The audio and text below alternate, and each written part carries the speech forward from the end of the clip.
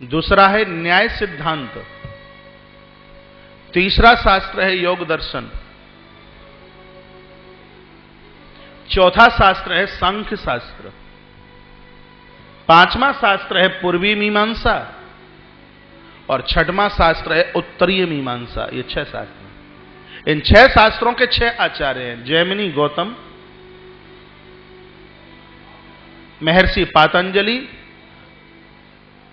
भगवान कपिल, महात्मा कणाद और भगवान वेदव्यास। ये 6 आचार्य। अब यदि हम उधर शास्त्रों की तरफ चलें तो यहां की कथा रखी रह जाएगी। इसलिए इतना ही मैं कहकर के चलूंगा, कथा कहने वाले वक्ता को 6 शास्त्रों का अनुभव, वेद शास्त्र विशुद्ध कृत शब्द लिखा है। फिर कहा दृष्टांत कुशलो धीरो वक्ता कारिण शप्रिया। कथा के सिद्धांत को समझाने के लिए दृष्टांत की पूर्ण कुशलता, और दृष्टांत भी शास्त्र सम्मित। व्यासपीठ पर बैठ करके अपनी कथा नहीं, व्यासपीठ पर बैठ करके भक्त और भगवान की चर्चा की जाए, अपने मान और अपने सम्मान के लिए नहीं, जगत कल्याण के लिए व्यासपीठ से वक्तव्य बोला जाए। वक्ता कारिण शप्रिया, व्यासपीठ पर बैठकर किसी भी धर्म की आलोचना ना करे। जो जी रहे हैं वो अपने धर्म में ठीक है। मैं कृष्ण का पुजारी हूं, किसी और देवता की आलोचना करने का मुझे अधिकार नहीं है। मैं शंकर का पुजारी हूं, साइलेंट। मैं शंकर का पुजारी हूं, तो और भी किसी देवता की आलोचना करने का हमें अधिकार नहीं है। ये लिखा है स्पष्ट। मैं हिंदू हूं, इस्लाम, क्रिश्चियन, किसी भी धर्म की, हां अपने धर्म के ऊपर बहुत जोर देना, यह मेरा धर्म है, लेकिन किसी के धर्म की बुराई करके हम अपने धर्म को बढ़ावा दें, यह ठीक नहीं। किसी देवता की आलोचना करके हम अपने इष्ट को ऊपर उठाना चाहें, यह ठीक नहीं है। सब देवों का अपमान करना, सब देवताओं का अपसम्मान करना, अपने इष्ट का प्रचार करना, ये अच्छी बात है। कोई माता दूसरे के पति की बुराई करके अपना पातिव्रत धर्म जाहिर करना चाहती है, यह संभव नहीं है। वो अपने पातिव्रत धर्म के ऊपर जीवे, लेकिन किसी दूसरी नारी के पति का अपमान करने का उसको अधिकार नहीं। कभी कभी हमने यह देखा है, लोग अपने इष्ट को बढ़ावा देने के लिए और देवताओं की बड़ी बुराई करते हैं, बड़ी कटुता करते हैं। यह मेरे इस भागवत के पन्ने पर लगा है, वक्ता कारिण शप्रिया। ये वक्ता को ये अधिकार नहीं है बिल्कुल। सबका मान करे, सबका सम्मान करे, ये उसका गुण है। तदपश्चात कथा में बैठ करके धूम्रपान वर्जित है, कथा में बैठ करके वार्ता ना करें।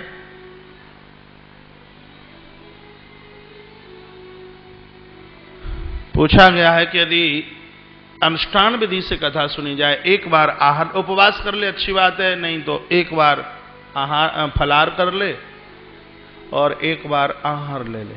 फलाहार में भी डकार ना आए। कभी कभी तो लोग उपवास वाले दिन और ज्यादा खा जाते हैं, कभी कूटू के पकौड़ा खा लेंगे, कभी सिंगाड़े की लपसी खा लेंगे, कभी शकरकंदी का हलवा खा लेंगे, हैं? तो पूरे दिन नंदी की तरह मुंह चलता ही रहता है, चलता ही रहता है।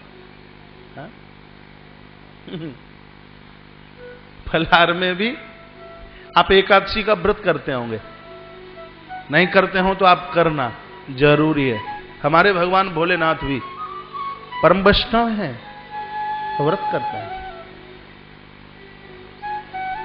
इसलिए साल की एक ऐसी तिथि है जहां तुलसी मंजरी भगवान शंकर को चढ़ती है। आपको पता है, ये झगड़ा खत्म करने के लिए भगवान कृष्ण को साल में एक बार बेलपत्र चढ़ता है। नहीं मालूम होगा, साल में एक बार कृष्ण को बेलपत्र चढ़ता है। साल में भगवान शंकर को एक दिन तुलसी मंजरी चढ़ती है। मैंने शिव महापुराण में पढ़ा है। कार्तिक पूर्णिमा से एक तिथि पहले, जिसको वैकुंठ चतुर्दशी बोलता है। वैकुंठ चतुर्दशी, उस दिन भगवान भोलेनाथ के ऊपर तुलसी मंजरी, भगवान श्री कृष्ण के ऊपर उस दिन बेलपत्र चढ़ता है। राम जी आए, उन्होंने शंकर की पूजा की, रामेश्वर की स्थापना। कृष्ण आए तो उन्होंने गोपेश्वर की स्थापना की। तो हम कृष्ण के अनुयायी हैं, तो हम शंकर को क्यों ना पूजें? मानस में लिखा है, और हूं एक गुप्त मत सबई कहूं कर जोर, शंकर भजन बिना नर भगति न पावहु मोर। रामकृष्ण की आवाज है कि मेरा कोई कितना भी भक्त क्यों ना हो, जब तक शिव के चरणों में उसका समर्पण नहीं होगा, तब तक उनको मेरी भक्ति नहीं मिल सकती। भगवान रामकृष्ण का यह बात।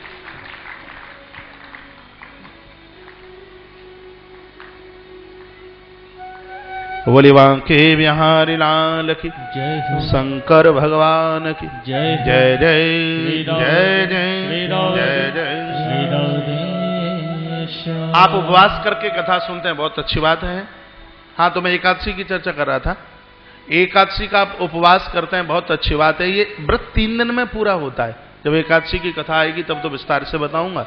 दशमी की रात को अन्न मत खाइए। सूर्य अस्त के बाद दशमी की रात को भोजन मत कीजिए। ये नहीं कि कल एकादशी सो दशमी की रात को कूच करके खावें कि कल भूख ही ना लगे। हाँ, दशमी की रात को भोजन न कीजिए। एकादशी को वैसे तो रोज ही ब्रह्म मुहूर्त में जागें, बहुत अच्छी बात है। आपको टेंशन नहीं होगा, सुबह जल्दी जागेंगे, आपका चिड़चिड़ापन खत्म हो जाएगा। ये आंखों के नीचे काले काले धब्बे से पड़ जाते हैं। आप सूर्य उदित होने से पहले आप जागने की कोशिश तो कीजिए, आपका वजन नहीं बढ़ेगा, आप दीर्घायु होंगे, आप लंबी आयु होंगे, आप हजारों रोगों को जीतने वाले होंगे, यदि आप प्रभात में भोरे में आप जल्दी जागते हैं। पशु पंक्षियों के इतने अस्पताल नहीं जितना कि इन मनुष्यों के अस्पताल हैं। मैंने कबूतर को इंजेक्शन लगते देखा नहीं है, कहीं किसी मोरनी को एडमिट किया गया हो अस्पताल में, लगता नहीं है, क्योंकि पंछी हमसे बढ़िया हैं। ये सूर्य उदय के बाद घोंसले में नहीं रहते, अपना घोंसला पहले छोड़ देते हैं। किसी गाय और मैसी को मैंने सूर्य उदय के बाद सोते नहीं देखा। लेकिन आज के मानव को तो बढ़िया नींद सूर्य उदय के बाद में ही आती है। महाराज पूरी रात नेट पर चिटपिट करता रहता है, सुबह 4-5 बजे सोएगा महाराज, तो फिर तो वो 9-10 बजे जागेगा। नींद पूरी नहीं होगी तो भी बीमार हो जाएगा।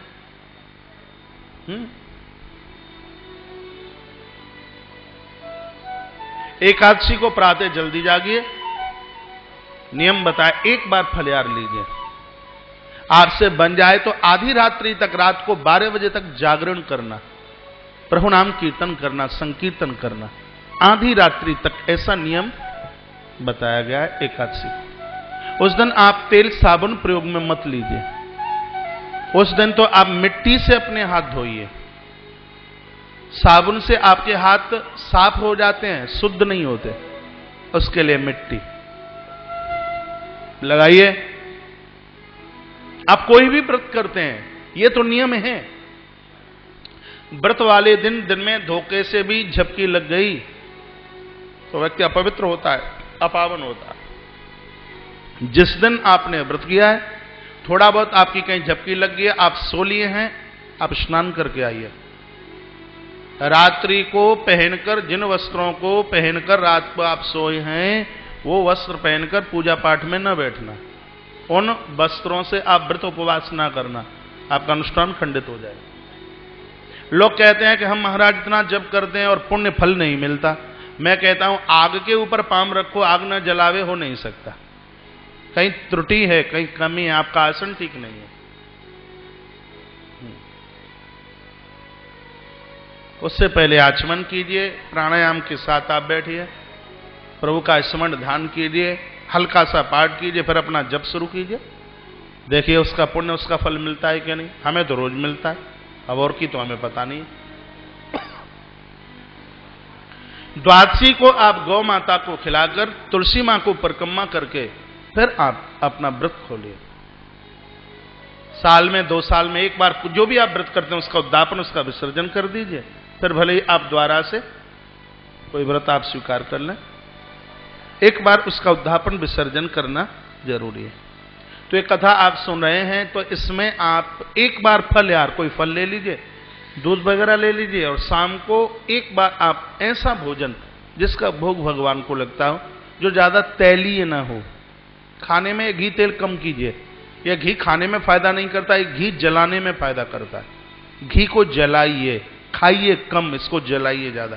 कैसे जलाओगे? इसको अखंड ज्योत के द्वारा जलाओ, इसको हवन यज्ञ के द्वारा जलाओ। यज्ञ का धुआं जहां जहां तक पहुंचता है, पूरी समष्टि का कल्याण करता है। हमारा आयुर्वेद कहता है कुछ चीजें ऐसी हैं जो जलाने में बहुत फायदा करती हैं। जैसे धूप जलाने में फायदा करती है, जैसे गूगल जलाने में बहुत फायदा करती है, रोग निवारक है गूगल। किसी का जादू टोना टोटका नहीं चलता जिनके घर में गूगल। आपने शायद श्री पूज्य मुरारी बापू जी की कथा में आपने देखा हो, आरती के साथ साथ में एक भाई गूगल घुमाता है व्यासपीठ पर। शायद आपने देखा, धुआं निकलता है, गूगल गूगल ही तो घूमती है वो, बड़ी प्रभावशाली है। घी जलाने में अत्सव फायदा करता है, बहुत फायदा। घृत को जलाइए, खाइए कम, ज्यादा तैली, ज्यादा गरिष्ठ, ज्यादा मिर्च। हमारे संत तो मिर्च को, हमारे महात्माओं के यहां भोजन के कोड वर्ड है। जैसे वो नमक को बोलेंगे रामरस, चावल को बोलेंगे महाप्रसाद, रोटियों को बोलेंगे राजभोग, कड़ी को बोलेंगे पीतांबरी, और दाल को बोलेंगे बैकुंठी, और मिर्च को बोलेंगे लंका। लंका भोजन सात्विक हो, हल्का हो, फिर देखिए भजन में मन कैसे नहीं लगता। ऐसी चीजें लीजिए जिनका भोग भगवान को लगता है। परम वैष्णव बनिए, परम सात्विक बनिए। दो तीन जगह ऐसे हैं जहां मन को बड़ा पावन रखा जाता है, झगड़ा नहीं किया जाता। एक तो मंदिर में पहुंचते समय, एक खाते समय, एक भोजन बनाते समय। माताओं ने लड़ लड़ के झगड़ करके भोजन बनाया, वो रोटियां आपने खाई हैं, तो आप भी किसी को धक्का मुक्की कर दोगे, बिना लड़े और झगड़े मानोगे नहीं। इसलिए माताएं जब प्रसाद बनाते हैं, प्रभु नाम कीर्तन करते हैं। आज सुबह ही सुबह जहां मैं रुका हूं, कोई भैया बड़ी मधुर आवाज में इतना सुंदर गा रहे थे, चारों धामों से निराला ब्रज धाम, चलो रे दर्शन करी आवे। जहां मैं रुका हूं वहीं कोई भाई गा, इतना अच्छा लग रहा था, इतना बढ़िया लग रहा था। मैं सुंदरकांड कर रहा था उस समय, सुंदरकांड तो भूल गया और बस उसी को सुनता रहा बहुत देर तक। कोई भाई, अब कौन गा रहे थे पता नहीं, बड़ा अच्छा लगता है, बड़ा बढ़िया लगता है। तो ये उपवास की बात कही गई है।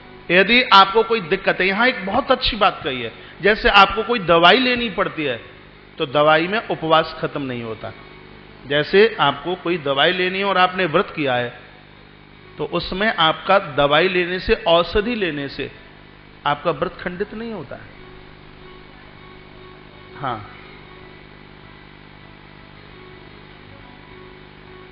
ऐसा मैंने सुना भी है, ऐसा मैंने पढ़ा भी है। औषधि लेने से कभी भी व्रत खंडित नहीं होता।